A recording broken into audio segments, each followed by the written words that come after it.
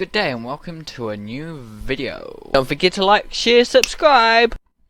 Hello and welcome today. Today you're joined by me, Daniel, and also we've got in Joshua Wright. That's right. Yes, awesome. So you can find their work on is it heliocentric.artstation.com or Joshua Wright on ArtStation as well. Yeah. Yeah, just look for the dinosaur with the top hat. Yeah, it's all the way like here he is.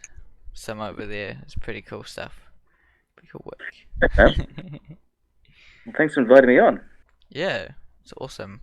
Yeah, it's great to have someone who kind of does creatures as well on. It's good to see some of your creature work there. It's good. Can you tell me a bit about yourself? Sure. Okay. Well, currently, I'm a 2D artist. I work in the computer game field. I work for a company called Wicked Witch. I have kind of worked full time, I guess, the past kind of 5 years in game development. And before that, I was kind of freelance. And before that, I'd worked in graphic design because of my sort of vintage, that there weren't game courses you can kind of do to become a games artist that didn't really exist in too many places, and it certainly didn't exist in Perth, Western Australia, which is a long way away from pretty much everything. Yeah. So it was about sort of, oh, okay, well, I'm a creative person, so what do I do that I can do something kind of creative and still get paid? So I went to that like a lot of people do, and then I remember going to a job interview and then showing my illustration folio and my graphic design folio, and I was very much more excited about one of them than the other, and I realized that I kind of have to make the jump at some point. So I did. Awesome. Yeah. Yeah, so yeah, you're only for Australia, which isn't far from where I am. I'm here in New Zealand, which is just over the ditch. Um, really. Sort of, it's sort of, I'm glad to hear that our time zones are relatively similar. I had horrible sort of ideas like, oh, you kind of being up at 4 in the morning and the other part of the world. Yeah, yeah, that's quite interesting. I have in the past with doing these art chats and things like that, I have had to like wake up at certain hours and things. Um, yeah, which is interesting. Like getting up at like 2 o'clock or something in the morning to chat with someone. That's Was- it, man. I'm impressed. hmm. Yeah, it doesn't happen often these days. Usually, I just try to find a relative time. Usually 9 o'clock. I've been hitting around 8, 9 o'clock lately, which has been great for me. Because it's kind of the best time for me. But yeah, it's interesting. Talking to someone, and then you don't know if they're gonna get your message until like the next day or something. Yeah. Yeah. Oh, I have had that exact issue at the moment. There's a Mm. freelance job working on for a board game, and there's an unfortunate situation. It was just I don't know quite why, but emails were kind of going missing, so we'd kind of wait to get the email back the next day because he's based in Europe, and then you kind of it's not there. Should I wait longer? In which case, time kind of keeps getting lost, and it wasn't until send a Facebook message, "Hey, you been getting my stuff?" No, not at all. So Yeah, yeah, it kind of yeah. compounds it like that pretty dramatically. Mm. Interesting. Yeah. So you work remotely? Well, sort of in sort of wonderful ISO lockdown world, I kind of am. Yes. Under normal circumstances, I work in the studio, Okay. which is, I Yes. mean, kind of pluses and minuses with these kinds of things. Mm, Having worked definitely. for a lot in various sort of for illustration or for graphic design, sometimes it's just nice for a little bit of kind of human contact, and also just the being able to kind of bounce ideas off people can be kind of really valuable. If you're just kind of stuck on something like, I don't know where to kind of take this, and somebody says, well, what if you try this? And then, oh, okay, of course that's the answer. You just need another sort of set of eyes to kind of sort of point it out to you. Yeah, definitely. It is really helpful. I mean, I had the environment when I was in course.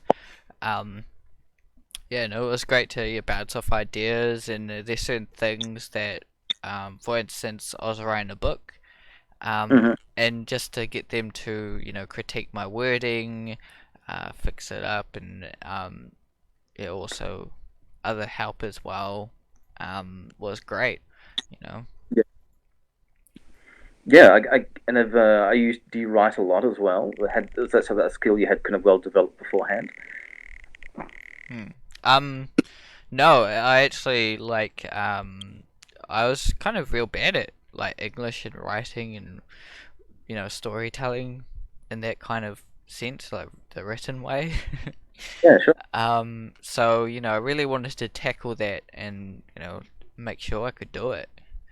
Um, Yeah, right. That's kind of gutsy move.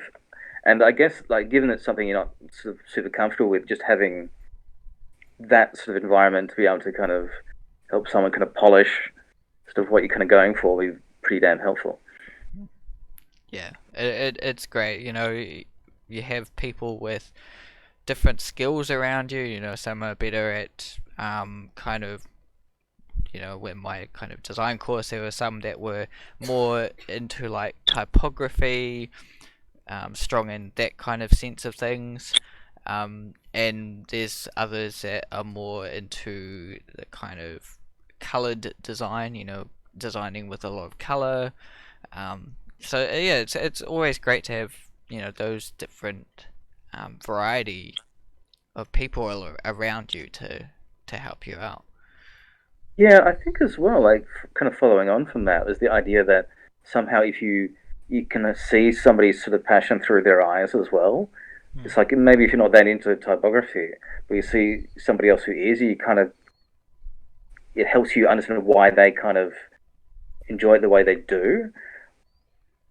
It's it kind of gives you a glimpse into something that sort of you might not have taken so particularly seriously before. Yeah, yeah. It's definitely like if someone else is enjoying something, doing something, you're gonna probably hop on that bus and be like, oh, I can enjoy it too, you know? Um, Yeah, absolutely. So, oh, that looks like fun. yeah, sometimes it can be like, oh, this isn't that fun. But give it a go. Usually encourages you. Yeah, and then that's yeah. Then you kind of through all that, I think you kind of find you kind of groove you the thing that sort of does call to you as well. Yeah, yeah, definitely. Yeah, so I see that you got like a bunch of projects on your website, the art session. Um, are those all different projects you've worked on? Are they your own personal projects? At the majority of them, I think, would be professional work. Yeah. Uh, Either whether working in a studio or sort of like working with sort of freelance clients, but the majority of them are yeah, sort of like live working projects. One that probably isn't is the Swellsville project, which is my ridiculous board game idea about 1950s suburbanites kind of competing with each other to kind of destroy or corrupt their own little town. Um, Mhm. Although weirdly enough, that may actually becoming an actual real life thing in itself as well. So it's one of those little passion projects that may actually turn out to be a very real thing, Awesome. Yeah. which is kind of I'm a big fan of sort of passion projects in general. If you're an artist, Yeah. I think enthusiasm kind of shines through. Awesome. Do you think you'll put that on like Kickstarter or? Well, I'm sort of in speaking with a publisher at the moment, Ah. so nothing's so. Eh, but it's fair way along, and it's probable that it's going to happen. So I like maybe kind of next year it'll Yeah. be I can that you can either get on Kickstarter or sort of buy retail. Yeah. Yeah. Awesome. Well, that's Yeah, really cool. yeah, this is really exciting. It's something I just messed around with for ages. And I meant to just kind of knock out a few things for it, but then it just kind of kept scratching the back of my brain. It's weird because it's a style and a subject matter I wouldn't have gone for, but I kind of I'll do this stupid silly thing, and then it just keeps calling me back to it. Hmm. And then what if I did this? And what if I turned it into a game? Oh, it turned out the game I made is terrible. How can I make it less terrible? And kind of learning kind of skills along the way. Because yeah, turns out game design really hard. Yep. Well, like just about anyone can make a game, but if you want to make something good that people want to play again, it's an incredibly difficult skill to sort of to develop. Hmm. But given that I sort of done this other stuff, it's like, well, just keep at it. I'll learn that skill. Add that to it, and then it's I have to do some writing. Okay, well, I can write some flavor text, and you just kind of keep building from there. Definitely. Yeah, it's kind of Sorry, a man. picking project. You're trying to find something interesting, and then kind of build from there. And like you're saying before, it's always calling you. There's like for me with doing creatures or animals. Um, there's always things that call me. I did. There's a project in the back of my mind that I did when I was in intermediate school, and it was a picture book about a dinosaur. And now eventually coming probably next year, by the looks of how things are going at the moment, um, I will probably be um, creating that book. Oh, that's excellent. Great. um, it depends. Yeah, at the moment, probably next year because what I want to do is also, I've got a book from my design school that I did that I want to redo, as well. So, As yeah. always, yeah. Yeah, I guess the kind of tricky thing there as well is that when you kind of let something go and just because you're 6 months down the line, you look at it and go, oh, hang on, I could do this, I could fix that, and which if you're kind of always sort of learning and developing skills. Hmm.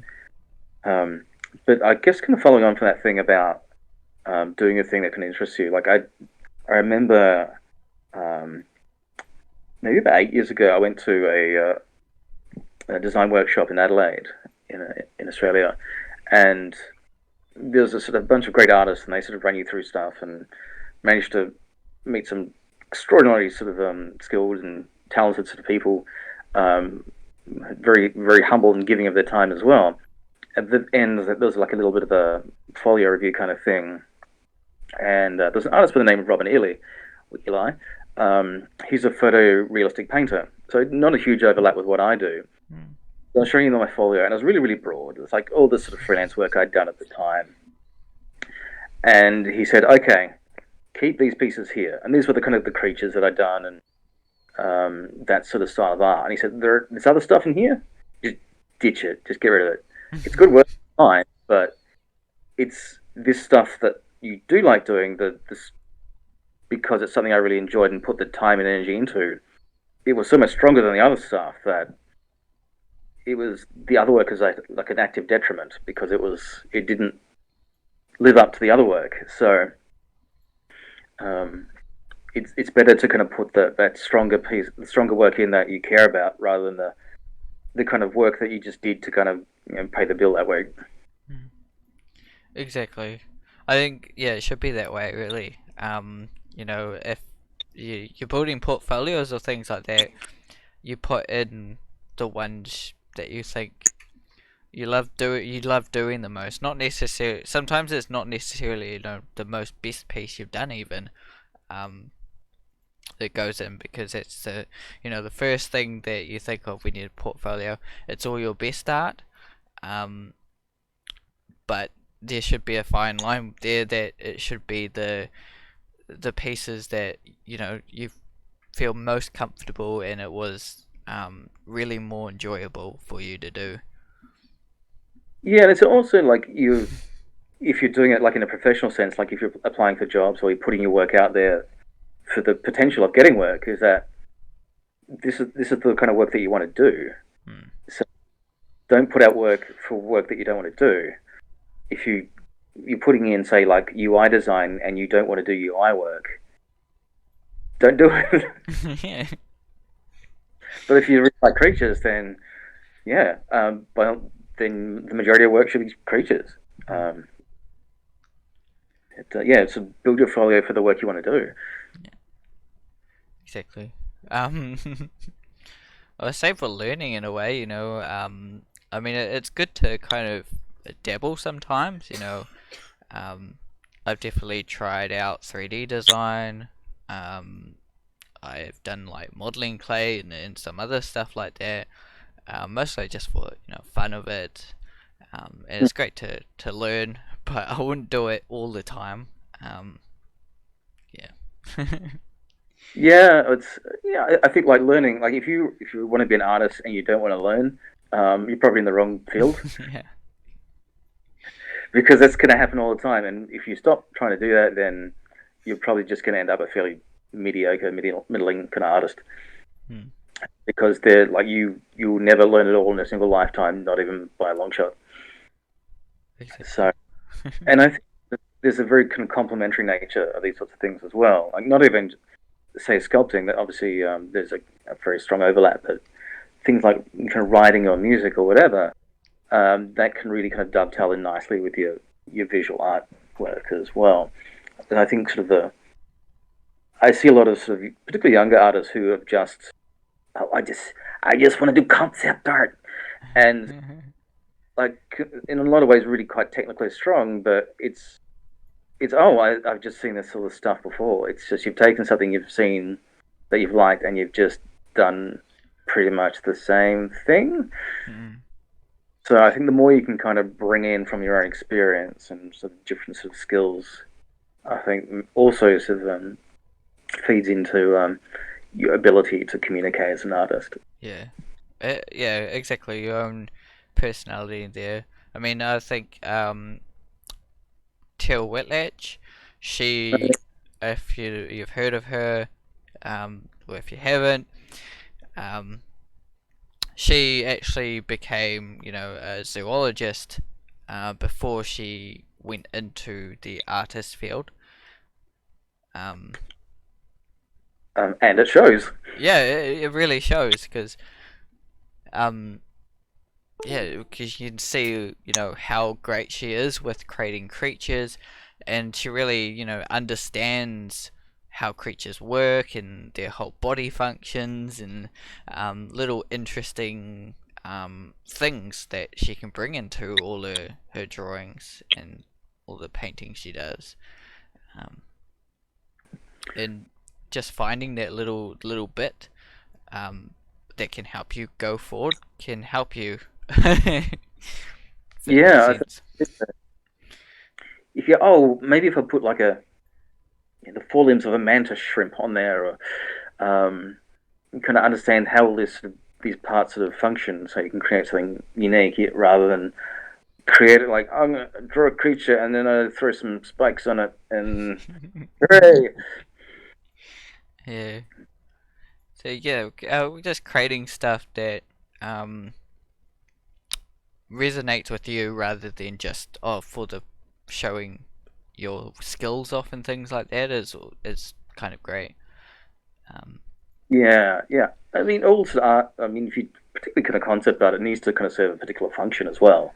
So, um, yeah, you have a particular outcome that you need to kind of follow through on. hmm. So, like the rule of cool isn't really going to help you too much there.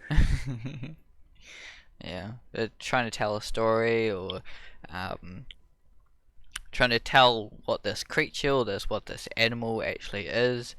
I think in the past I've done a few characters that I've thought of in my early childhood or a little bit later that kind of resonate with um, maybe even my own attributes or some attributes I see of other people, um, and bring it into my art sometimes. Um, for instance, with this book, there was actually a hedgehog at our old house. We had like a small family of hedgehogs. All Um, right, no, yeah, and that's kind of where this whole idea popped up. Actually, um,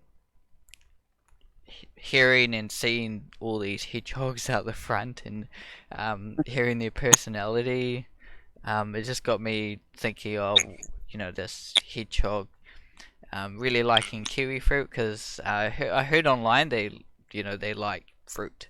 They like things like kiwi fruit. Um, so every now and again I'll go out and like feed the hedgehog or try and feed the hedgehogs things. Um, like feed we had some old feed jars and things, so we gave them like feed jars and things. So that's where I kind of got this story from. Personal kind of experience. Yeah, that's great. Kind of, I think that idea of just you kind of your life experience kind of just sparking that little part of your brain that goes, "Oh, what if? What if I tried this? Wouldn't it be fun if?" And then your brain just starts trying to fill in the in between parts, and then off you go, and you've got something that no one's ever created before. Hmm, exactly. It's exactly like how visiting museums um, or your favorite kind of aquatic places or things. You see different animals and creatures out there, and then you're like, oh, could create a creature that's kind of a cross between this. Has these features I think about. Yeah. I'd sort of one of my favorite art books of all time, although like the movie is not great, was the Art of Phantom Menace. Okay. And what I kind of really liked about it is that unlike a lot of other art books, it doesn't just show you like the finished illustrations. Yeah. Like a Yeah. lot of aren't concept art at all. They're just here's the finished marketing image, which didn't actually use for development Yeah. because concept art's usually like really rough and quick and like, oh, I need some ideas, and then you show a bunch, and then sort of it gets thrown off to the 3D department, and that quickest sort of line between A and B just to kind of get it to that next level to the pipeline. Yeah. Um, but what this book does, it has all that. It has all these beautiful pencil drawings from like Tara Whitlatch, uh, Doug Chang, and Ian McCaig, Yeah. and it's all the different ideas they kind of had. Well, probably not all of them, but there's a lot. And Yeah. it's a whole lot of kind of like dead ends and stuff that didn't work, and then it's like, oh, this thing, George Lucas really liked that, so like then we did this, and you can kind of see the process that they went through as artists to kind of get to the end products. Mm. Yeah. It's so amazing when these books include that. Not just kind of the finished drawing of the character, the finished final illustrations of them. It's great to see, where they've developed it, um, where they might have gone wrong at some points in the film or the design of the character or something. Um, yeah, it's interesting to see all that stuff, and you learn from it too. Yeah, I also think of Lord of the Rings, where guys are just doing designs, and then like particularly like armor designs, and then John Howe comes along, who's a guy who literally makes his own armor, and says, "Oh, this doesn't work. Uh, Yeah. this piece here doesn't have any function. It doesn't attach to anything." Mm. Um, and then it's as a result, it makes the artwork much more convincing because it's designed to function a certain way. Mm. But it's kind of interesting to kind of see what could have been. Yeah. That's where it's great, yeah, to have someone with like this different experience come in. He creates his own armor. He has that amazing, experience with on hand stuff that just made that whole process much better. And that's what, yeah. Then you can kind of pass on that particular and share all that information around as well. Yeah. Yeah, Awesome. So, yeah. yeah. Sorry. So, what were you gonna say? No, I was just kind of going back to some of the work that I've been doing. It's for like a tabletop RPG, Hmm. which involves creature work, and but it's a bit tricky because they're creatures, but they're also characters. Yeah. So when is a creature not a what makes a character, even if it's like a weird bug creature? How do you kind of imbue them with some sort of sense of personality or character? Um, and these are like it's for a role playing game, so it's like these are the races that you can play. So how do you make quite weird characters and creature designs into something like, oh, I want to be that thing? Mm. And it's a really interesting kind of creative kind of challenge. So because you kind of run wild with it, and you you kind of can, but you also kind of can't. And figuring out what works and what doesn't is Mm. really interesting. Interesting. Yeah. Like when a creature becomes a character. Yeah, so there's like you got to have intelligence there. It has to be a thing that can kind of think and reason and have empathy. Hmm. And some of them are mechanical as well. They're just like robotic creatures. So uh, how is it not just a machine? How can you show personality and that sort of thing? It's yeah, that's the kind of thing that you as the artist sort of like, okay, figure it out. Hmm. Yeah, we can explore and um, kind of play around with that idea, you know. Yeah, absolutely. I mean, that's kind of the joy of it, and it's kind of the it's while it's kind of fun to do your own work, it's also um, interesting when you get a brief, like you get something that you've never kind of considered, and a client says, "Oh, can you do this?" and you say, "Yes," Yeah. and yeah, you're the one that's there to kind of with the approval of the client, like to solve those particular creative problems. Hmm. Exactly. And it's kind Well, of cool. You kind of do something they do really like it, and they kind of say, "Yeah, just do what you want. It's great." That's incredibly sort of reaffirming as well. yeah. Am I going the right direction or? Yes, actually, my favorite thing to hear, just an insight into my ego at the moment, is that we kind of ask like, "Oh, did you like it?" And it's like, "Is that what you wanted?" And the reply is, "No, this is way better." Yeah. Very, love hearing those words. Hmm. That's awesome. Yeah, it's definitely different with personal work. Um, but it's great to have clients and things and to answer their problems as well to solve them.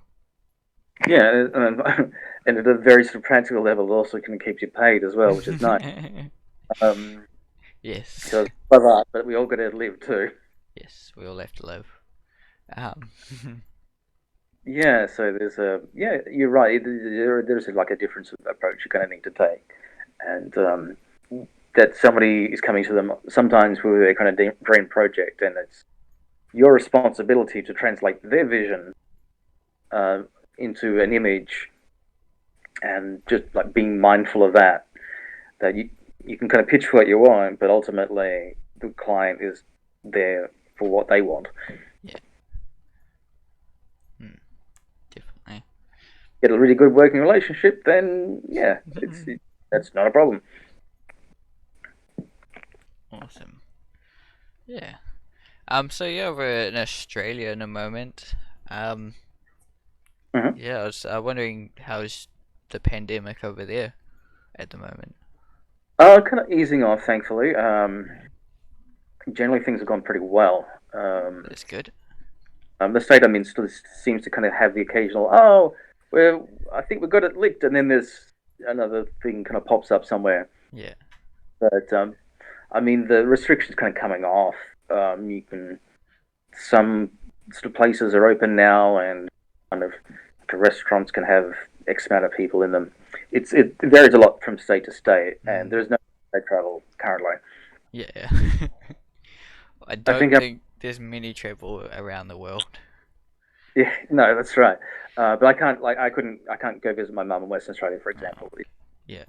Well, I can do it, but I have to stay in um, isolation for 14 days if I do. Oh yeah, That's not happening. yeah. Uh, Are but you it's are you kind of have a computer at home, or is your portable? Yeah, I'm sort of stuck with a desk at the moment. I used to have a laptop, but it exploded in truly spectacular fashion. Yeah. Um, so one day I'll replace it, but not quite now. Hmm. Yeah. Uh, so yeah, it's just I have about two computers and four screens stuff on a very small desk at the moment, but it seems to be working out okay. Yeah. Hmm. It's next to the heater, which is the most important thing. Keeping it warm. Yeah, I'm sure New Zealand can get nice and chilly, but Melbourne gets pretty cold as well. Yep. Yeah. Well, at the moment, we're winter. You guys are winter, eh? Yeah, we're definitely we're both sort of first month of winter, I think. Yeah. Yeah. We're beginning of winter, so it's um getting cold now. Starting to slowly use like the heater and um yeah, trying to keep toasty and warm inside. Yeah. So I remember many years ago when I was like, oh well, I'm really not getting much work done today. Why is that? Like, oh my workroom is really cold, so I don't spend any time in there, so I don't get much work done. So I always make sure that wherever I'm working is at least sort of relatively comfortable, so I can just sort of focus down on what I need to do. Hmm. Yeah. Well, that's cool. Yeah, you gotta make, your space comfortable to work in. I mean, if it's uncomfortable, you don't really want to work in it. You're not gonna get much done. Yeah, or you're gonna give yourself some sort of injury. Like, it's got a mouse that sort of your claw. Your monitor set at a poor height, or you got a shitty chair. Like, get the best of those things you can afford at any given time, because odds are you're going to be using it a lot, and you don't want to sort of end up sort of with a crap back or sort of RSI or anything or eye strain because you didn't have a your workspace set up in the best way you can. Hmm. Exactly. It's not just like finding what works best, now. It's, finding what works best in the long run, kind of a thing. Um, Yeah. I have to admit, although I should admit that when the kind of lockdown sort of came into effect, I thought, oh, I should go get myself a much better sort of office chair because I'm going to be sitting in a lot more. And then I went to sort of grab a new one, and basically everybody else had the same thought, and sort of they were all. yeah. So I'm actually sitting in a rather crappy chair. I should have ditched years ago, but the theory is sound. Yeah. I mean, I don't have the most best chair in the world. I only have like a cheapo, but I mean, it's comfy and I don't think it doesn't put any strains on my back or anything. Yeah, well, that's the thing. If you feel any twinges or whatever, then yeah, maybe reassess. But if it's comfortable now, you're probably fine. Yeah. And I mean, it's, a good kind of chair, good kind of posture to paint and draw for quite a few hours if I need to, um, taking breaks and everything like that. But yeah. Yeah, it can be often you sort of might not want to kind of step away too much if you're kind of really in the zone. You want to keep that momentum, and then it's like, oh, 3 hours later, oh, you really should have got up, sort of walked and stretched and eaten or something. Um, Yeah. Sometimes I get in the zone and it's like, oh, I've got to go to bed now because I've got to wake up in the morning. Things like that. It's like, oh, really? I was just getting into painting and doing more stuff, and then it's like, oh, that's time. My time's up. yeah, there's the other times you think, oh, it's such a grind. You can't kind of get into it, and you think, why can't I have that now? That when I was just really sort of really in the zone. But yeah, it doesn't work that way. No. Um, yeah. Sometimes it's good, I can, when I've got like hours of time or something, I get in the zone like straight away. And that's when I, kind of get a lot done. Mm. Yeah, I think there's a few kind of tricks for this. I think if you kind of get something done early, then that's really helpful. Like you just kind of like the simplest, smallest job, get that done, and then oh yeah, cool, I'm getting somewhere, and then you set like really good momentum for the start of the day. Mm.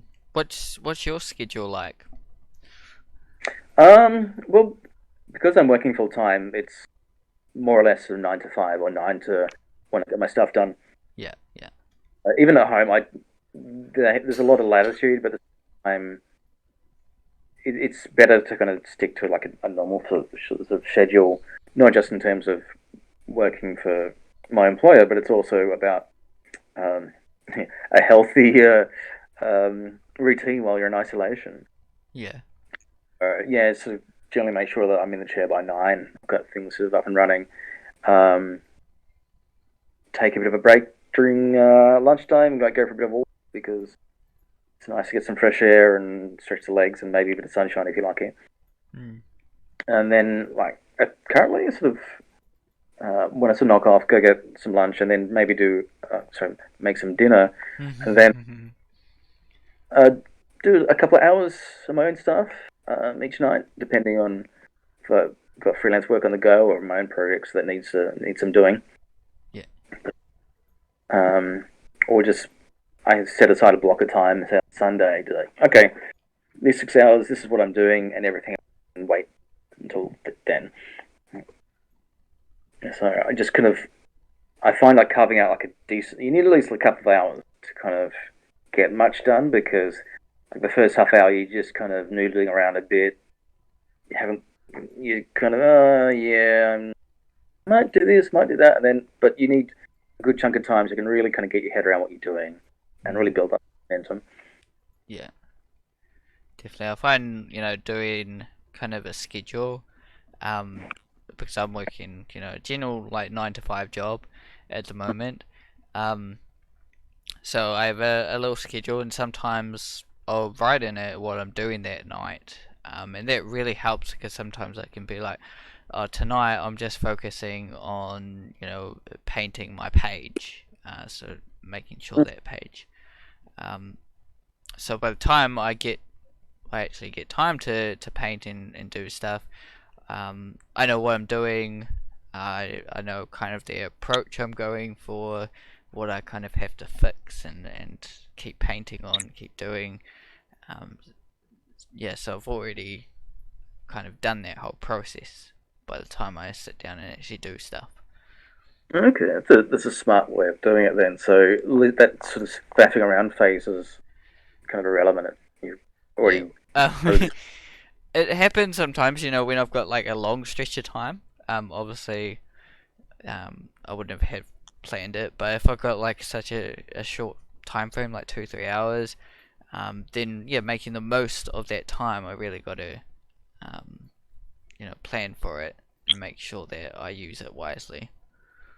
Yeah. So when you do that, you've worked out exactly the sort of thing you're gonna do beforehand, or is it a bit more open ended? Uh, yeah, I kind of, it's a little open, I guess. I'm gonna be dealing with this page per se, painting this page. Yeah. Um, so I have a list of like, things I've got to do that week. Create a thumbnail for one of my videos, uh, get the video exported, uh, uh, put the video on YouTube, those things, and then each night I decide what's more important to get done, in which way, Yeah. to get the painting underway so that I don't fall too behind because I've got to have enough video to um, keep kind of the ball running. Um, All right. yeah. That's kind of interesting because you is it the kind of the channel kind of keeps you honest in a way. Like you need to have content, so that's a motivator to make sure you do that. Yeah, it's definitely, a big motivator for me to keep me going. There's content I really enjoy doing these videos and creating content. So yeah, it makes me really want to use the time wisely and get kind of the content out there. Yeah, it's one of those things that sounds when you're going to talk about being an artist and being creative, the whole sort of idea of structure is kind of really unsexy, but it actually works really, really well. Um, the whole sort of like left side of the brain kind of has a good idea now and again, and just yeah, being able to maximize your time well rather than just kind of noodling about is actually really, really helpful. Yeah, yeah, it definitely is. I mean, it doesn't work all the time. There are leeways and other things um, that maybe get me distracted or those kind of things. Um, but with what time I do have and what I can do, I just try, the best I can with using my time and trying to make sure I get the most done in my day. Yeah, I guess it's the other side of the creative coin. There is that it is so kind of fuzzy that the end isn't necessarily kind of you don't know what's going to be. Like you might like it might be a case of oh yeah, I need to have this thumbnail ready or whatever, but you have an idea, and when you start working on it, and you realize that oh no, it's not that at all. You kind of know what you need to do, but yeah, it takes a few sort of twists and turns before you kind of get to what it needs to be. Hmm. I know I've had so many paintings where I've worked on them. Oh, something's wrong, it's not right. And then you get halfway through and you realize that oh no, this I've been going about this the wrong way the entire time. I need to do something completely different, and that involves putting the entire thing you've been working on, in some cases for days, in the bin and and start over. And Yeah. um, particularly for a younger artist, it's an incredibly daunting thing to do, but sometimes it's just what you got to do. It's you kind of have to kill your darlings, and if you want to make something as good as it can be, you have to really sort of stick to that and just keep pushing that as hard as you can, and use the skills as best you can to get to that point. Exactly. Yeah. Um, you gotta get all those bad juices out, I guess, to get all that good juice. Yeah, Just good ideas. I remember one of my lecturers from college days. There's a whole thing of like getting your bad ideas out on a page. Like just get the garbage out of your brain onto a page, and then you throw that away, and then your brain's at a point where you can kind of now the good stuff can kind of flow. So you can't be precious. You just gotta yeah, you gotta keep working on them and just don't stick to that. Oh, this is the first thing I've done, therefore it's fine, and I don't want to do anything else now. Mhm. Yeah, particularly as well if you work in concept work, because it's like I want to see options. I want to see like dozens and dozens of different sort of ideas based on this. Um, you need to be able to have that sort of creative muscle in your brain to be able to kind of go, okay, we've done this. What about this? Mm. And just keep how you reinterpret a single idea into different sort of visual outcomes. Yeah, it's pretty important. Just don't be afraid of dropping things and um, moving on if you have to. Look, the best of us make garbage now and again. Yeah. um, Don't try and make garbage into more garbage. yeah, like you don't show those off, but at the same time you need to kind of learn from them, Mm. and they're not all going to be winners. So like, okay, well that one didn't work out, so I'll do another one, Yeah. and so on. So, do you know Noah Bradley? No. Can Okay, look him up. he's no, it's cool. He's probably best known as a Magic the Gathering artist, Okay. Yeah. and he also runs an art education group called Art Camp. And what he does on Twitter, which I've not seen any other artist of his caliber do, is that he shows a lot of his like early work, like when he was younger, um, And yeah, it's not great. But then he kind of shows what he's doing now. And sometimes there's only a 5 year gap, and it kind of shows you that this is what can happen if you really kind of dedicate to improving what you do, and then having that kind of fearlessness to kind of show your work at its absolute worst. Um, Hmm. it's quite inspiring in a lot of ways. It's like, yeah, you can do it. Got to spend the time and learn the skills, and yeah, you do less rubbish, and you do. I think cut out there for a second.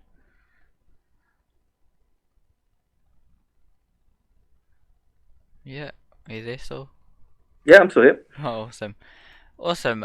Yeah, thanks for coming in today. Um, anything else you'd like to say or comment on? No, thank you for the invite. If people want us to look at my art, they can go to ArtStation, or you can follow me on Twitter and Joshosaurus. There's Awesome. probably then you can probably find me for those two things. Awesome. Well, those links will be down in the description. Thanks everyone for joining me, whether you join me on Twitch or YouTube. And yeah, we'll see you in the next video. Goodbye.